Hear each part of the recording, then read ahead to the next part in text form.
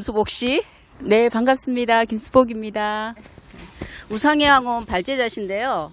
네. 꽤 오랫동안 읽으셨죠? 제가 우상의 황혼을 발제를 맡고요. 원래 제가 3월 정도에 원래 발제자였는데 이제 코로나가 터지는 바람에 조금 오래 가지고 있었습니다.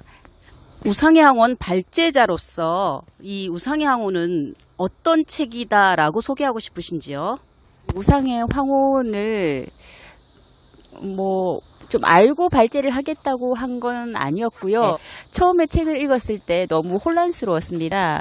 그래서 계속 여러 번 읽다 보니까 나름대로 이게 어떤 책이다 좀 감이 잡히긴 했는데 저는 이 우상의 황혼은 니체 철학의 정수가 아닐까. 니체가 하고 싶었던 모든 내용들이 여기 우상의 황혼에 담겨져 있는 게 아닌가 그렇게 생각합니다. 그래서 혹자는 우상의 황혼을 니체 철학의 개론서라고 말하기도 하더라고요. 개론서 치고는 조금 어려운 개론서라고 할 수 있겠네요. 이 책에서 본인에게 가장 와닿았던 부분이 있다면 어느 부분일까요? 이 우상의 황혼은 모두 10개의 챕터로 되어 있는데요. 그 중에서 저는 자연에 반하는 것으로서의 도덕, 그 다음에 4가지 커다란 오류, 인류를 개선하는 자들의 챕터들이 많이 와닿았습니다. 한 대목만 꼽아 주신다면 니체가 기존의 도덕에 대해 정의하는 부분인데요. 니체는 기존의 도덕들을 자연에 반하는 도덕이라 규정하고 우리가 꼭 지켜야만 되는 줄 알고 있었던 도덕들을 하나의 관점이고 시선일 수 있다, 오류일 수 있다라고 하는 대목이 좀 신선하게 와닿았습니다. 니체를 읽은 후에 삶에 대한 시선 혹은 세상에 대한 시선이 바뀐 부분이 있을까요? 이 니체를 읽으면서 절대 진리라는 게 있을까? 아니면 모든 시선은 하나의 관점이 아닐까라는 생각을 했습니다. 그 다음에 모든 건 나의 기준에 내가 아는 한에서 판단되고 실천되는 거잖아요. 그거를 과연 옳다고 말할 수 있을까? 이런 생각을 하게 됐고요. 그리고 조금 더 여유 있어지고 허용의 범위가 조금 넓어지는 게 아닌가 싶어요. 그리고 지금 제가 생각하는 건 비단 니체의 책뿐만 아니라 만원경에서 책을 읽으면서 제가 느끼는 부분이기도 합니다. 실제로 니체가 나타나서 친구하자고 하면 어떨 것 같으세요? 어떤 친구일 것 같아요, 니체는? 움찔하겠는데요. 하지만 니체는 겉으로는 강해 보이긴 하지만 속은 너무 여린 내성적인 사람이 아닐까. 그런 자신의 성향을 감추기 위해서 겉으로 더 강하게 보이려고 애썼던 철학자가 아닐까. 친구하고 싶습니다. 우상의 황혼은 부제가 망치로 철학하기죠? 네, 그렇죠. 네.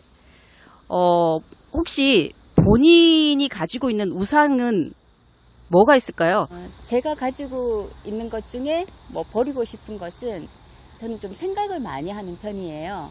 어떤 일을 하거나 했을 때, 계획을 했을 때 계획에만 그치는 경우가 많았거든요.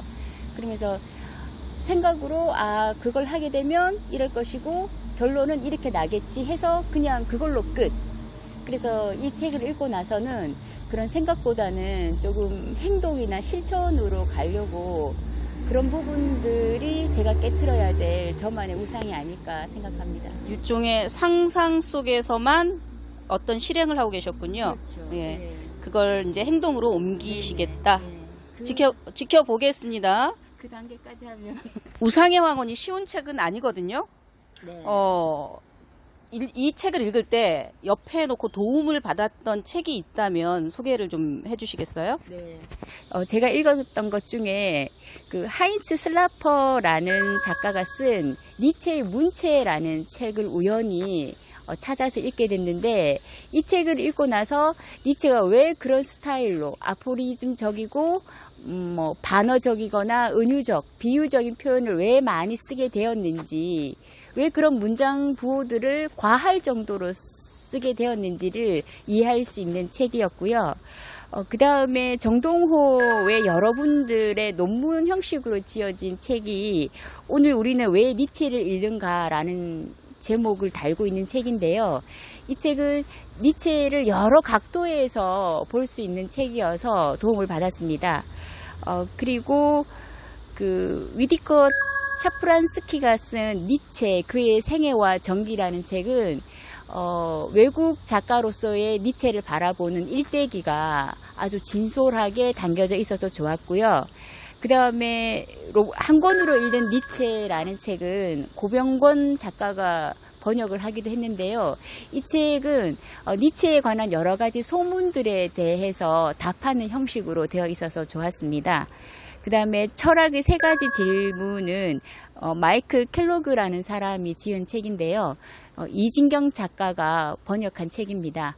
이 책은 꼭 니체와 관련된 책은 아니었지만 니체를 언어적으로 이해하는 데 도움이 되지 않았나 생각합니다. 그 다음에 마르틴 하이데거가 쓴 니체라는 책도 도움을 많이 받았습니다. 이 양반아, 그렇게 많은 책을 소개시켜주면 어떡하나. 이 중에서 몇 가지 추릴까요? 당연하죠. 굳이 꼽는다면 니체의 문체라는 책과 누구나 쉽게 접근할 수 있는 한 권으로 읽는 니체 책이 대중적이면서도 니체를 이해하는 데 도움이 되지 않을까 생각합니다. 그래서 이 두 권을 추천할게요. 이제 우리는 독서 토론을 하러 가야 되겠죠? 네.